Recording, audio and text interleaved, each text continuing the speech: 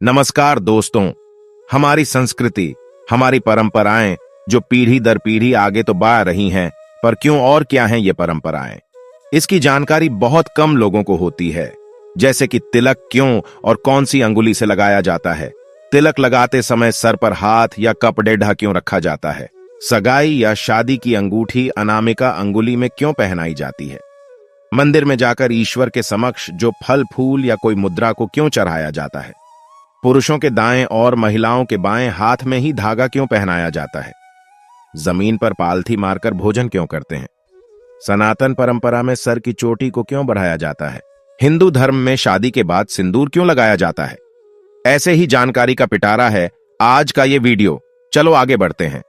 हमारे शरीर की पांचों अंगुलियां 5 तत्वों का प्रतीक हैं।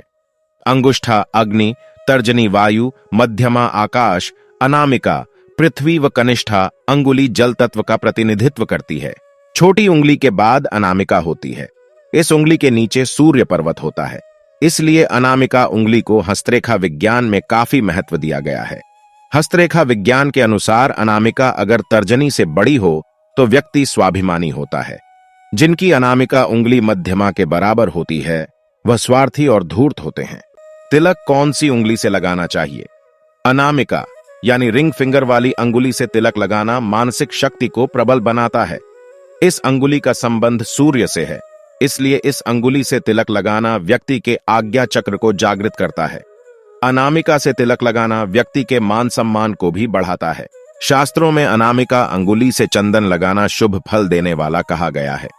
तिलक लगाते समय सर में हाथ या कपड़ेढ़ा क्यों रखते हैं? तिलक लगवाते समय सर में हाथ या कपड़ेढ़ा इसलिए रखते हैं ताकि सकारात्मक ऊर्जा हमारे शीर्ष चक्र पर एकत्र हो तथा हमारे विचार सकारात्मक हों। अक्सर मन में प्रश्न उठता है कि पूजा करते समय या कोई धार्मिक कार्य करते समय तिलक क्यों लगाते हैं? तिलक कैसे लगाएं? तिलक हमेशा ललाट बिंदु यानी बिल्कुल भौहों के मध्य भाग में ही लगाना चाहिए। भगवान को तिलक हमेशा अनामिका उंगली से लगाया जाता है। मध्यमा से तिलक लगाने से आयु वृद्धि होती है। अंगूठे से तिलक करना पुष्टिदायक है। शुभ और वैदिक कार्यों में अनामिका उंगली से तिलक किया जाता है। तिलक हमेशा ईश्वर के नाम से लगाया जाता है, इसलिए तिलक लगाने से पहले स्नान करके स्वच्छ वस्त्र धारण करना चाहिए। तिलक हमेशा उत्तर दिशा की ओर मुख करके लगाना चाहिए। पितृ कार्यों में तिलक के लिए मध्यमा उंगली का प्रयोग करते हैं। अवश्य कार्यों में कनिष्ठिका यानी सबसे छोटी उंगली से तिलक करते हैं। तंत्र पूजा में तिलक के लिए तर्जनी उंगली का प्रयोग किया जाता है। माथे पर तिलक लगाने की परंपरा।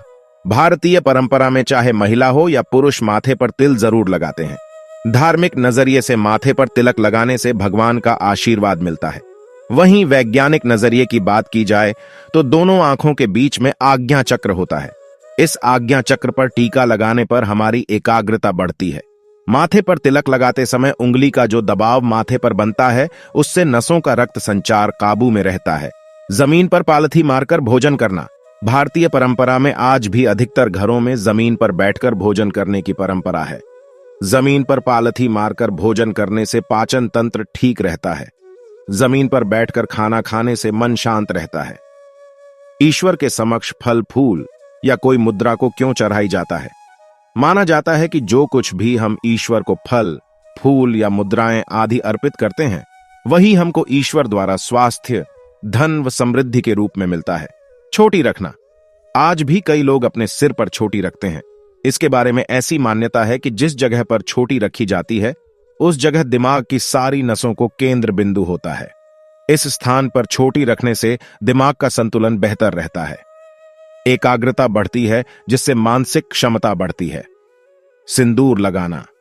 शादी होने के बाद माथे पर सिंदूर लगाने की परंपरा है। सिंदूर में हल्दी, चूना और मरकरी होता है। इन तीनों का मिश्रण से शरीर के ब्लड प्रेशर को नियंत्रित करता है। इससे मानसिक तनाव भी कम होता है। पुरुषों के दाएं और महिलाओं के बाएं हाथ में ही धागा क्यों पहनाया जाता है? यह कलावा इसलिए बांधा जाता है कि व्यक्ति संकल्प से बंधा रहे।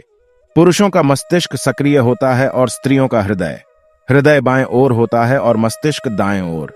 इसलिए पुरुषों के दाएं हाथ में और स्त्रियों के बाएं हाथ में कलावा बांधा जाता है। वीडियो अच्छा लगा हो तो लाइक करें, वह अपने दोस्तों रिश्तेदारों के साथ शेयर करें और चैनल को सब्सक्राइब करना ना भूलें। फिर मिलेंगे एक और विषय के साथ। जय माता दी।